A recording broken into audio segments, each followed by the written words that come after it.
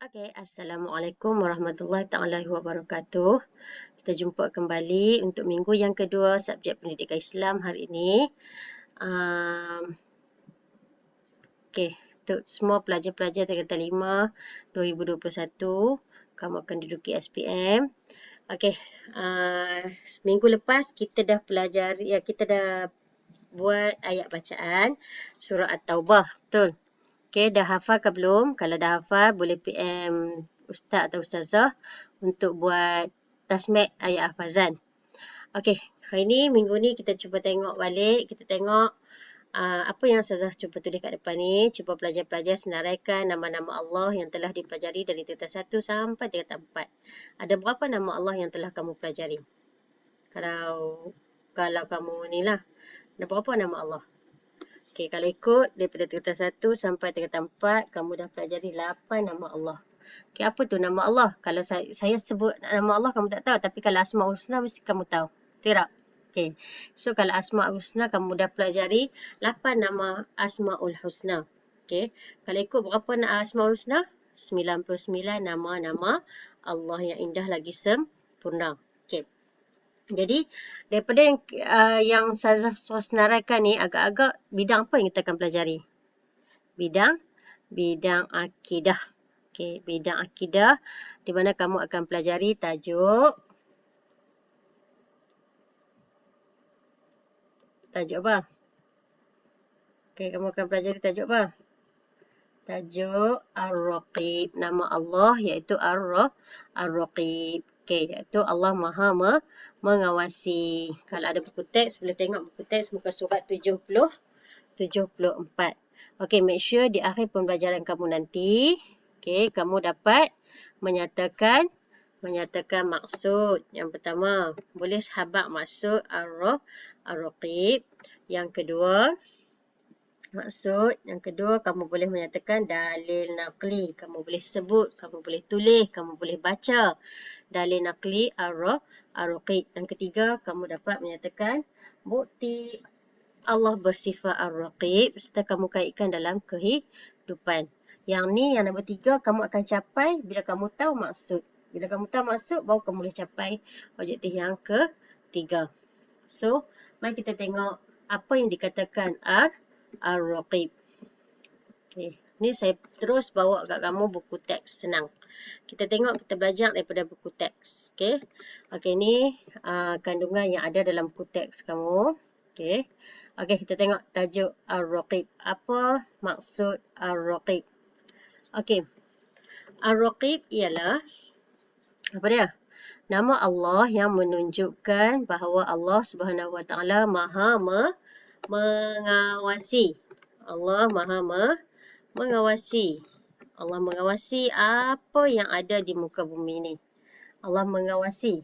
So, semua perbuatan dan keadaan makhluknya. So, Allah mengawas. Apa maksud mengawas? Allah tengok. Allah tahu. Allah tahu apa yang hamba Allah dia buat.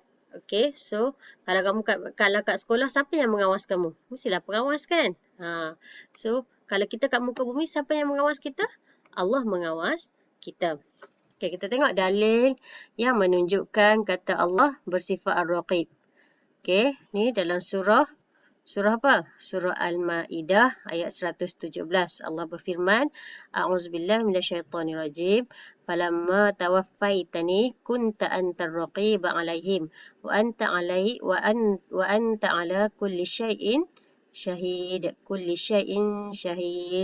Sadaqallahul azim, yang bermaksud, kemudian, apabila engkau sempurnakan tempohku, menjadilah engkau sendiri mengawasi keadaan mereka.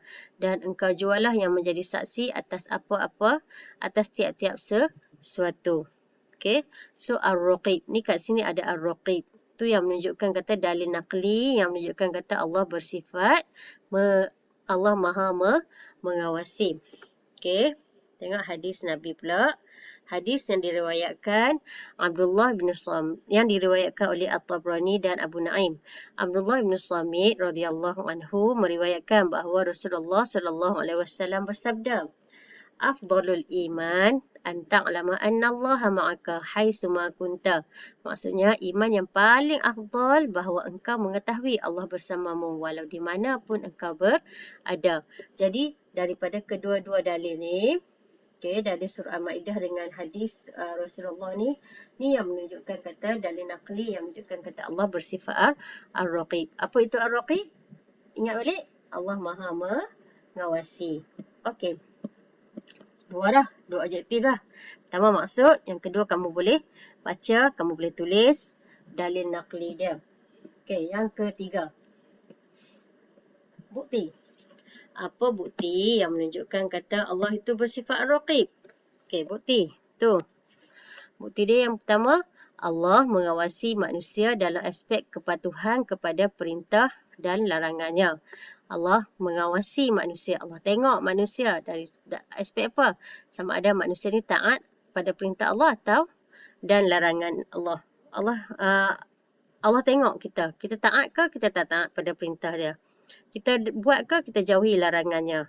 Okey, di mana Allah berfirman dalam surah Al-Ahzab ayat 52. A'udzubillahi minasyaitonirrajim.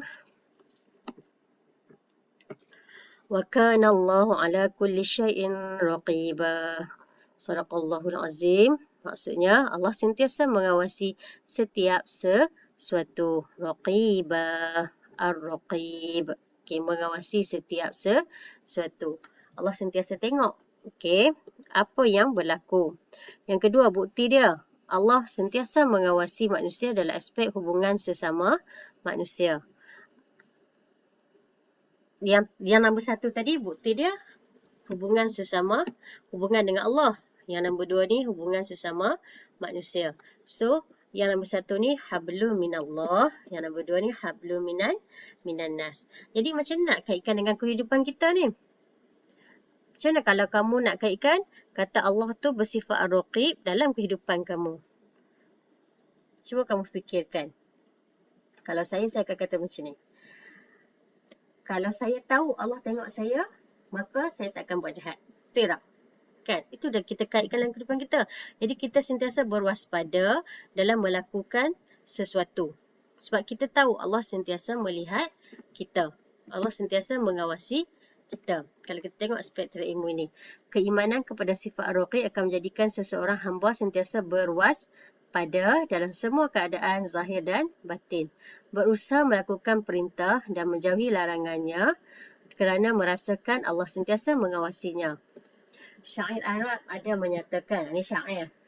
Jika suatu hari kamu sedang bersendirian, maka janganlah kamu kata aku sendiri.